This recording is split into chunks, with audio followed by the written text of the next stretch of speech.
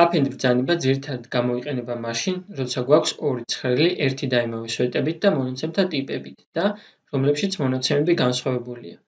მაგალითისთვის დავუბრუნდეთ მოსახლეობის ცხრილს. როდესაც ცნობილი იქნება მონაცემები 2021 წლისთვის, ახალი Excel-ის ფაილი შეიქმნება იგივე სვეტებით, მაგრამ განახლებული მონაცემებით. ჩვენი სურვილია, რომ 2021 წლის ინფორმაცია დავამატოთ წინა წლის მონაცემებს. გადავიდეთ Append Queries-ში და ფაილის შემოსატვირთად ჩამოვშალოთ New Source. ავირჩიოთ Excel-ი და შემოვტვირთოთ ფაილი.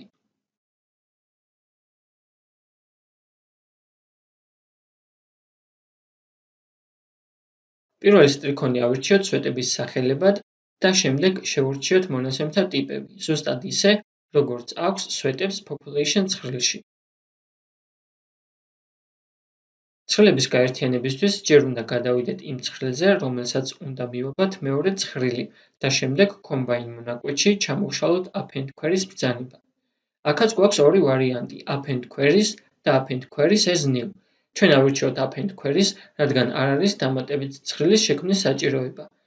გახსნილ ფანჯარაში მონიშნულია ორი ცხრილი, რის ქვემოთაც არის გრაფა, სადაც შეგვიძლია ავირჩიოთ დასამატებელი ცხრილი. ასევე შესაძლებელია 3 და მეტი ცხრილის შეერთებაც. აირჩიეთ ცხრილები და დაამატეთ მარჯვენა უჯრაში.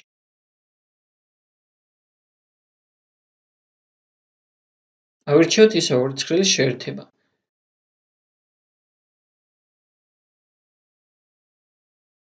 გაერთიანების შემდეგ ახალი ჩანაწერები დამატებულია ცხრილის ბოლოს.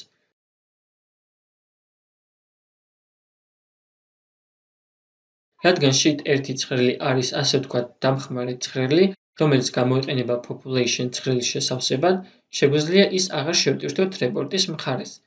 ამით დავზოგავთ მეხსიერებას და არ შევამანილებთ რეპორტის ისწრაფეს. შემდეგ ვიდეოში განვიხილავთ ცხრილებს შორის კავშირს.